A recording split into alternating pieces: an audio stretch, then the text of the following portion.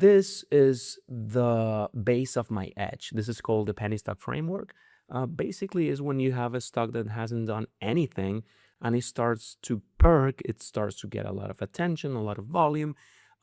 It starts to squeeze, it starts to getting a lot of shorts in trouble.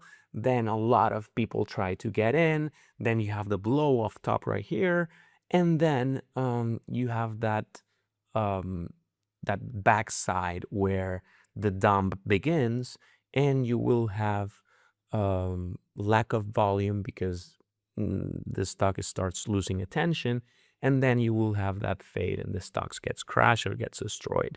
So basically what I want here is I try to go long on the pump or the front side, and I try to go short on the dump or the backside. So let's say the challenge here is that you don't know where the stock's going to go, and you don't know when, but you assume that the stock will do this. That's why I only trade small caps, because they lack of fundamentals, they usually don't make money, and that this is what they usually do. So I assume that every single gapper that I see, it's going to do this.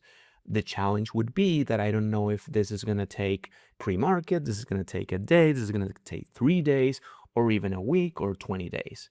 So let's pretend that this is going to be the pre-market. Okay, this is all going to be the pre-market. You're going to have a pre-market high right here, and you're going to have the open probably like right here. When the stock is below the open, the stock is red in the day, and when the stock is above the open, the stock is green in the day. What I'm trying to look for in the first strategy that we're going to see is a breakout of this level over here, the pre-market high. And I call this the gap and go.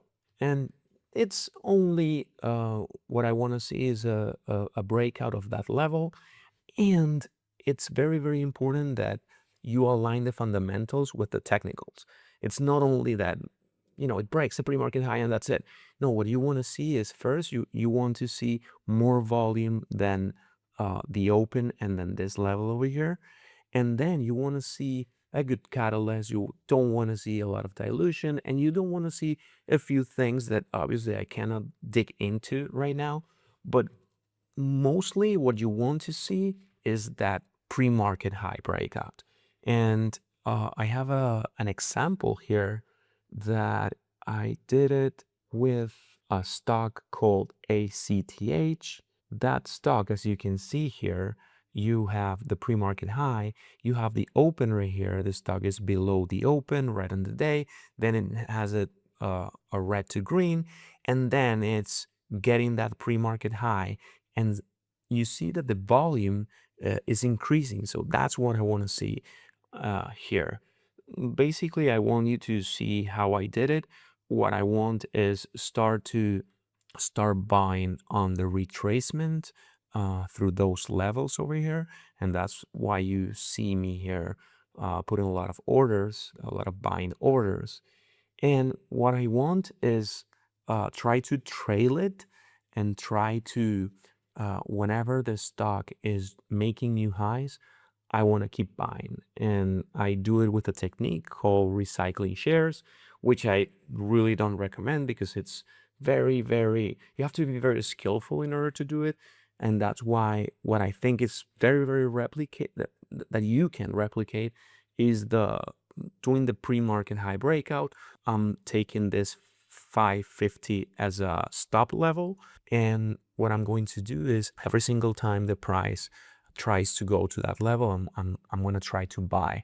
And every time the stocks is making new highs, I'm going to try to sell a little part of my position.